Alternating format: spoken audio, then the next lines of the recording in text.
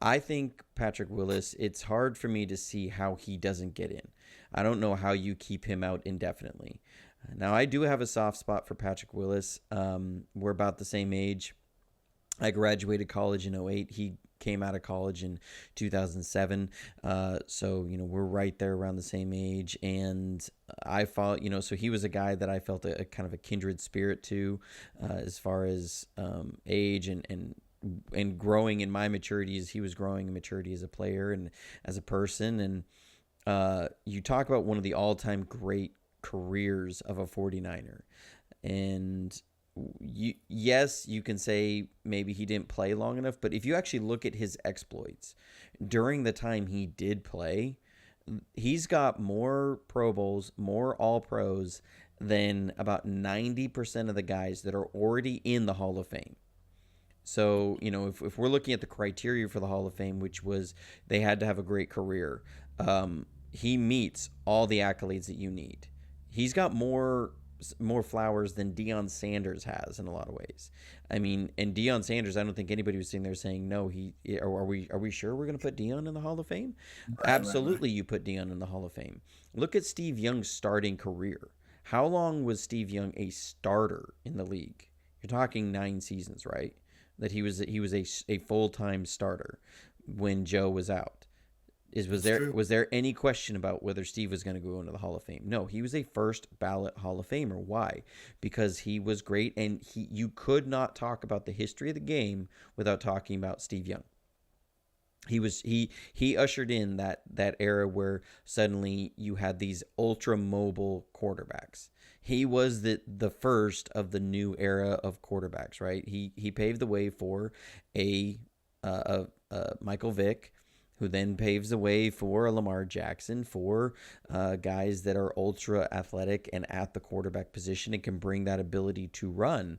And when you look at Patrick Willis, you say, yeah, the guy had enough seasons to where his 8 seasons, right, where he plays and he plays at an ultra high level, and there's no denying that he plays at an ultra high level. You're talking about 7-time All Pro, 6-time first team All Pro, and you're looking at a 7-time Pro Bowler. That this is a guy that has all the flowers that you would expect from a Hall of Famer. And when you look at the league, at the makeup of the league, when you talk about the top linebackers in the game today, those guys are standing on the shoulders of Patrick Willis.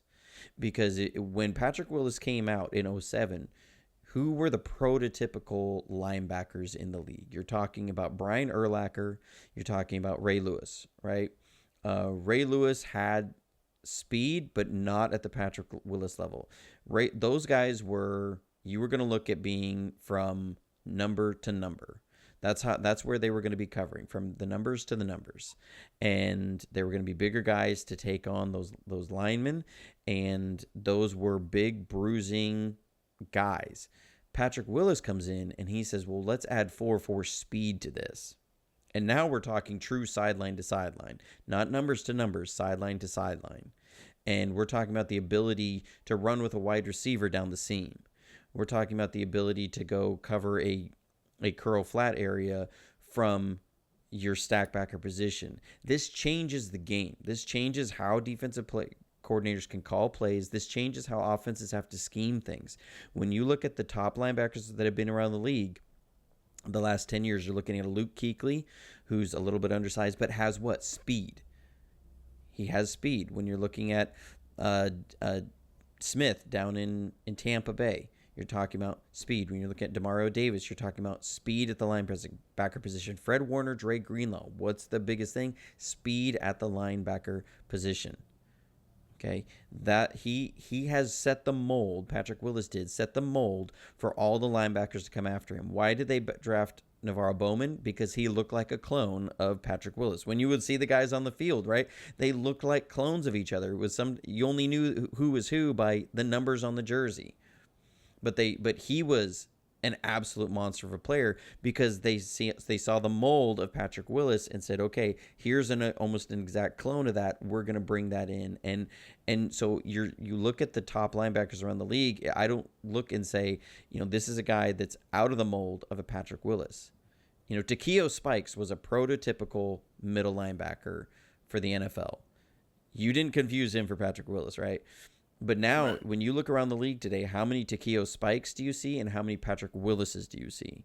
You see a whole lot more of the Patrick Willis type. So to me, you cannot talk about the history of the game without talking about Patrick Willis. And so I think 100% he should be in the Hall of Fame.